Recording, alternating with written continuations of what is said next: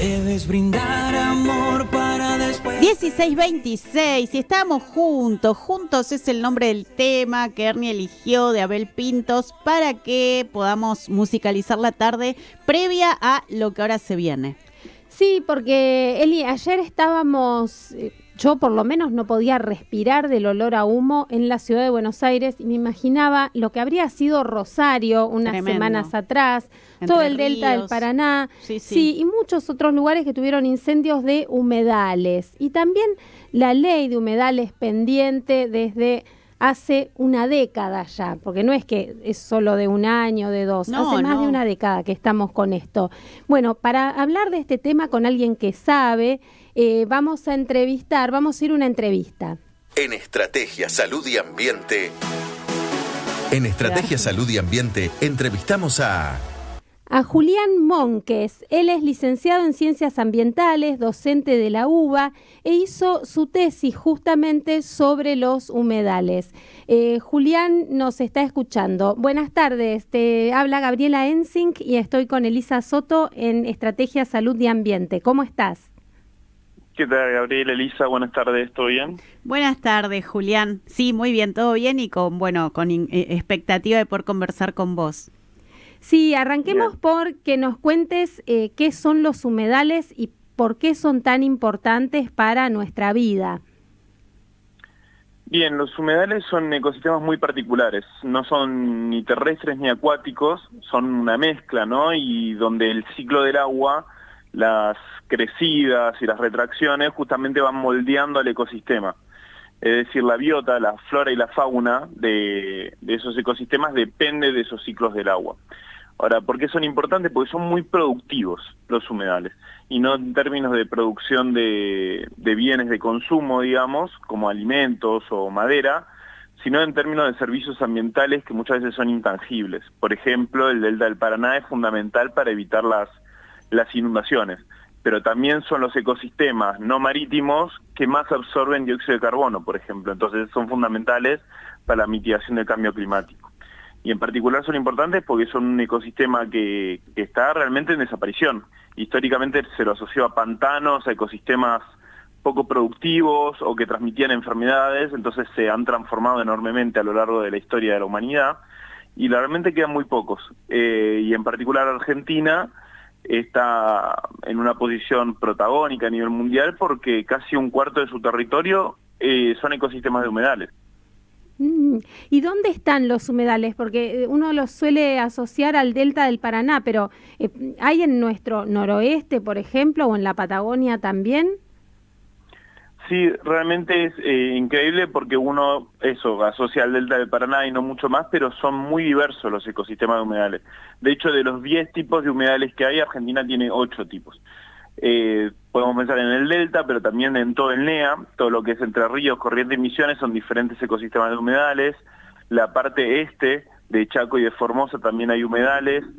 Podemos pensar en los salares de altura, ¿no? Ahí que decían el noroeste, justamente son los ecosistemas de humedales más protagónicos, digamos, en la discusión de la ley, porque justamente son los que traban su discusión, porque hay litio en esos humedales. Y o sea, ¿los salares de litio son humedales? Claro, exactamente. Mirá. Y después en la Patagonia, como bien decías, los mallines patagónicos, las vegas patagónicas, que son esos pequeños parches de vegetación que hay en medio de la estepa patagónica, que son fundamentales para la ganadería. Y por último, las turberas de Tierra del Fuego, que son, bueno, cualquiera que haya hecho seguramente una huerta en su casa, le puso turba justamente para airear la huerta, sí, que es un material esponjoso, justamente es material vegetal en descomposición. Bueno, todo eso está en Tierra del Fuego también. De alguna manera, Julián, se sabe en parte o se está viendo lamentablemente los daños que va ocasionando el que se atente contra estos ecosistemas. ¿Qué otras consecuencias pueden llegar a producirse a partir de lo que va ocurriendo con los humedales? Y eso, como justamente los humedales son muy diversos, las problemáticas que hay en cada uno de ellos también son muy diversas, ¿no? No es lo mismo hablar en el delta que en la Patagonia desde ya. En particular en Argentina tenemos 3 fenómenos que complejizan o que frenan la discusión de la ley, que son esto, ¿no? El sector más agropecuario, los emprendimientos inmobiliarios, sobre todo en el Delta y en la Patagonia, y la minería de litio. Entonces, los impactos, como me preguntaban, que vayan a generar esa actividad productiva en los humedales, depende de cada uno de ellos, ¿no? Porque, por ejemplo, en los salares de altura lo que va a pasar es que se usa muchísima agua justamente para evaporar y después quedarse con las sales de litio. Entonces, ahí justamente lo que se hace es que se seca. Pero, por ejemplo, es distinto a lo que pasa en el Delta o en el NEA, que justamente se elevan los territorios para que no entre el agua. Entonces, lo que pasa es que esos territorios elevados justamente se terrestrializan, se dice, es decir, se hacen como si fuera la pampa, digamos. Entonces pueden producir ahí arriba y eso hace que toda esa agua que no entraba en esos ecosistemas va a quedar en los cursos de agua. Entonces va a aumentar el caudal. ¿Se entiende? Entonces cada impacto o cada actividad tiene un impacto particular asociado, que es importante justamente tenerlo en consideración, no para evitar la producción en los humedales, sino para prever qué impacto van a tener y poder gestionarlo desde la autoridad competente. Eso te iba a preguntar, Julián, por ejemplo, pensando en los humedales en los salares, esta cuestión del litio, ¿no? Que puede plantearse como una posibilidad de crecimiento económico, de desarrollo productivo. ¿Hay posibilidad de hacerlo tomando en cuenta, creo que lo anticipaste al hablar de gestionar esto, ¿no? Pero digo, hay posibilidad de poder avanzar en un desarrollo productivo que pueda ser beneficioso, pero a la vez proteger estos humedales? Yo creo que sí, en particular la minería de litio no es igual al resto de las minerías. Me parece que el problema central con esas actividades es la falta de democracia, digámosle, o de participación ciudadana a la hora de discutir esas cuestiones, porque me parece que el principal problema con ese tipo de actividades productivas es que siempre le dio la espalda a la gente que vive ahí. Entonces, lo fundamental es poder incorporarlos en la discusión y poder planificar el territorio. Es decir, no hay comunidades en todos los salares de altura, ¿no? Entonces, poder sentarse y planificar, bueno, explotamos de acá hasta acá vive cierta comunidad, de acá hasta acá se conserva. Bueno, ese ordenamiento territorial es necesario hacerlo, porque si no, si lo dejamos librado al mercado, en este caso en particular a las mineras, que exploten lo que les sirva económicamente, y justamente eso va a hacer que avancen sobre todos los ecosistemas, sobre las comunidades que viven ahí, sobre la biodiversidad, sin tenerlo en consideración, simplemente no porque sean malos o porque sean los malos de la película, sino porque justamente la lógica del mercado es maximizar los beneficios y no tener en consideración los costos ambientales y los costos sociales que puede tener esta producción. Por eso es importante una ley, para gestionar los impactos, porque toda actividad productiva tiene impacto. El tema es gestionarlo para que ese impacto sea lo menos particular o lo menos relativamente fuerte posible, para que se distribuya entre los diferentes actores sociales. Uh-huh. Julián, y no sé si estás en detalle al tanto de la ley que se presentó este año, porque las anteriores fueron perdiendo estado parlamentario. Se hablaba de que era una ley consensuada con las provincias, sin embargo, en cada oportunidad que hubo de tratarla siempre se demoró. ¿Qué es lo que está pasando? ¿Qué particularidades tiene esta ley? ¿Y qué vistas le ves vos de que finalmente se llegue a contar con una ley de humedales? Bien, la ley que estaba consensuada con las provincias surge desde el COFEMA, que es el Consejo Federal de Medio Ambiente, y esa ley finalmente no fue presentada, digamos. La ley que se está discutiendo, la que se habla de consenso, es la que impulsa particularmente Leo Grosso, pero después varios diputados y diputadas de diferentes bloques incluso, que lo que se habla es del consenso con las organizaciones sociales que impulsaron la ley de humedales, ¿no?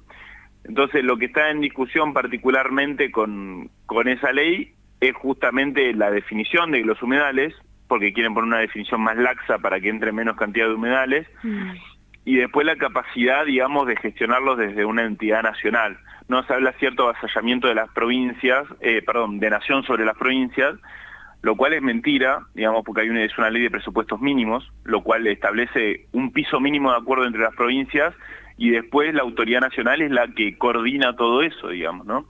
Entonces lo que vemos es que hay mucha discusión falaz, hay muchos argumentos que son incorrectos y que ya los hemos discutido a lo largo de todos estos años, entonces ya no podemos evitar pensar que hay cierta intencionalidad, y lo que buscan es la desregulación, justamente no de vuelta, no porque sean malos, sino por un prejuicio de que las leyes ambientales tienden a desfavorecer las inversiones. Cuando después vamos a países centrales, donde tienen altas regulaciones ambientales, igual se invierte, digamos, ¿no? Seguro. Pero parece que en nuestra región hay que desregular completamente la cuestión ambiental para que vengan las inversiones, ¿no? Entonces, me parece que la discusión está trabada en eso, que la ley que impulsamos las organizaciones, la ley consensuada, le atribuye al Estado Nacional y a los Estados provinciales ciertas herramientas para gestionar sus humedales. Y las entidades del sector, en particular minero, no quieren eso. Entonces van a trabar y van a dilatar lo más posible la discusión de esta ley para ganar tiempo justamente, ¿no? Y poder desarrollar la mayor cantidad de actividades productivas antes de que salga la ley, porque una vez que salga la ley no podés actuar retroactivamente, ¿no? Entonces yo lo que creo es que están ganando tiempo, porque tarde o temprano esta ley va a salir, ¿no? Pues llevamos 10 años igualmente, no es una batalla sencilla desde ya, pero yo estoy confiado que tarde o temprano va a salir, porque estas imágenes que vemos, como las que decían de Rosario o la de Ramallo de ayer, bueno, van a seguir pasando. Entonces la presión social solo va a aumentar. Entonces en algún momento vamos a tener sí o sí la ley de humedales. Esperemos que no sea demasiado tarde, ¿no? Julián, está la ley, hablando de leyes, está la ley de educación ambiental, y por otra parte pareciera ser que es poco lo que se sabe. De hecho, bueno, yo por lo menos me estoy enterando de que quizá en los salares hay humedales y uno lo desconoce. ¿Qué es lo que, digamos, lo que habría que hacer o qué estrategias se podrían implementar para, de alguna manera, para concientizar un poco más, para educar, ¿no?, en cuestiones ambientales a la población en general? Yo creo que la ley de educación ambiental es fundamental, ¿no? Porque lo que siempre decimos es que es una crisis que tiene múltiples capas o múltiples niveles de profundidad, y que hay una crisis en el ahora que es productiva, ¿no? Que hay que resolver técnicas y tecnología de producción que son dañinas. Después hay una segunda etapa más intermedia, que es discutir el modelo económico, ¿no? Que no podemos pensar en un modelo que solo tienda a maximizar los beneficios económicos en un planeta que tiene recursos finitos y que tiene demandas sociales insatisfechas, ¿no? Entonces ahí ya también hay una cuestión para repensar muy profunda. Y un nivel tercero de mayor profundidad y que implica un mayor largo plazo es el nivel cultural. ¿Por qué? Porque más allá de que tengamos las mejores tecnologías ambientales para producir, que busquemos la forma de distribuir los recursos para que nos alcance para todos y demás, bueno, la cuestión concreta que nos marcan los datos ecológicos de tasa de renovación de los bienes naturales es que no alcanza, digamos, para los ritmos y los patrones de vida que tenemos.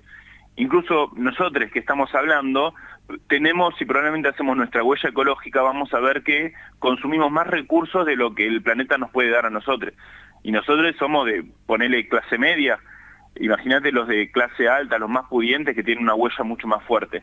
Entonces hay una cuestión cultural muy profunda que tenemos que todo es hacer una revisión interna, ¿no? Entonces discutir la estructura productiva en el ahora, discutir la estructura económica en el mediano plazo, no quita que tengamos que dar una transformación cultural en el largo plazo que es propia, que es interna de cada uno de nosotros, y nosotros justamente quienes estamos más metidos en el tema, bueno, invitar a la acción, ¿no? Porque muchas veces hubo una cuestión de que se discutía en el ambientalismo si alcanzaba con la acción individual, y discutíamos que no, que se necesitaban políticas públicas. Bueno, lo que vemos ahora es que se necesitan las dos. Sin duda se necesitan las dos, acciones individuales que vayan en consonancia de transformaciones estructurales, porque la verdad que el planeta no aguanta por lo que vemos de las tendencias ecológicas y climáticas, ¿no? Tampoco es fomentar el alarmismo ni el catastrofismo. Yo soy más predicador de la esperanza porque siento que la esperanza es lo que me moviliza, y yo siento que hay muchas herramientas para transformar nuestra realidad y que lo podemos hacer porque hay mucha gente movilizada por el tema. pero sin dudas es un llamamiento a la acción en el ahora, no esperar a algún momento futuro en el que tengamos una revelación ambiental. Seguro, Julián. La verdad es que has sido muy claro. Podríamos hablar un montón más porque otra de tus especialidades también es la agroecología y también hay una ley pendiente de agroecología. No sé si querés comentarnos algo más para cerrar. Por ejemplo, ¿qué cosas podríamos hacer desde lo cotidiano para proteger los humedales o tener una vida más consciente en cuanto a la sustentabilidad ambiental? Bien, me parece que esos actos cotidianos tienen mucho que ver, ¿no? Por ejemplo, visibilizar los humedales, habitar los humedales, me parece que hacen a sentirnos parte de. No, me parece que a la hora de habitar y de poner los pies en esos territorios podemos entender y valorarnos un poco más, ¿no? Porque no es muy difícil cuidar o valorar lo que no conocemos, ¿no? Entonces, primer consejo, acercarse. Y después también llevarlo a todas las otras prácticas y a ponerle cara, ¿no? A las diferentes cuestiones ambientales, porque justamente vos mencionabas la agroecología. Puede ser una discusión muy abstracta la agroecología y una discusión que puede ser lejana para quienes habitamos las ciudades, pero también puede ser algo muy cotidiano, ¿no? Por ejemplo, pensar en apostar a comprar bolsones agroecológicos, por más que a veces nos complique la dinámica logística de nuestras casas, porque no solo apostamos a un modelo distinto, sino que le estamos dando trabajo digno a un montón de gente, ¿no? Entonces, entender que detrás de la conservación ambiental o del cuidado ambiental hay mucha gente que se beneficia de eso y que justamente por no tener cuidado ambiental hay mucha gente justamente de sectores más populares o sectores con más vulnerabilidad reciben los impactos ambientales en mayor medida, ¿no? Entonces poder atar la cuestión social con la cuestión ambiental me parece que es parte de los desafíos que tenemos y eso lo hacemos en el trabajo de cotidiano, ¿no? También reciclando en nuestra casa estamos fomentando el trabajo digno para los recuperadores urbanos y me parece que son esos pequeños actos cotidianos los que nos van atando a los ecosistemas y nos van atando a la gente que vive y habita en nuestros territorios para poder, bueno, conocer mejor la realidad que nos rodea. Seguro. Muy claro, Julián, muchísimas gracias. Julián, no, por favor, muchas gracias. Fue un gusto hablar con vos y te vamos a convocar para otros temas más adelante. Dale, cuando quieran, un gustazo. Igualmente. Bueno, estuvimos hablando con Julián Monques. Sí, él es licenciado en Ciencias Ambientales, docente de la UBA, asesoró en el diseño de esta ley de humedales que está tan demorada. Hizo su tesis sobre este tema y también lo pueden seguir en las redes como @jmonques con K o si no nos siguen a nosotras y a partir de ahí los contactamos.